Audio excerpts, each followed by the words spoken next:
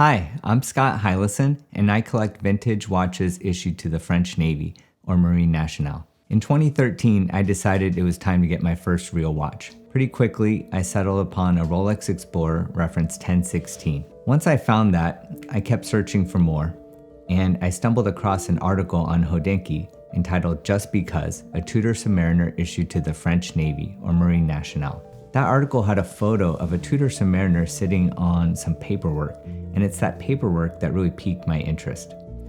Not long after, Hodinkee released a video entitled The 13 Milsubs of Graham Fowler.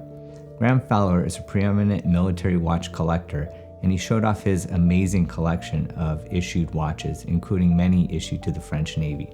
After that, I was hooked and set out to find my first Tudor MN. All watches have a story, but it's rare to actually know what those stories are. And when it comes to vintage military watches, those stories are even more tantalizing.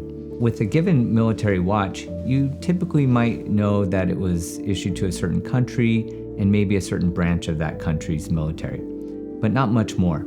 However, for French Navy watches, you can know a lot more about the history of these watches. There's various types of provenance available for MN watches that isn't typically available for most military watches, and that gives you so much more insight to the stories that these watches hold. After searching far and wide, I ended up with a collection of about 34 watches issued to the French Navy, and eventually wrote a book about it, sharing the knowledge that I had amassed. In this series, we'll talk about the Tudor MNs in particular. There are 9 of them, and each of them with their own story. Some are issued to diving schools, others to submarines or commando units, and each has its own type of provenance available. The first watch we're going to cover in this series is a Tudor Submariner issued to the French Navy in 1977.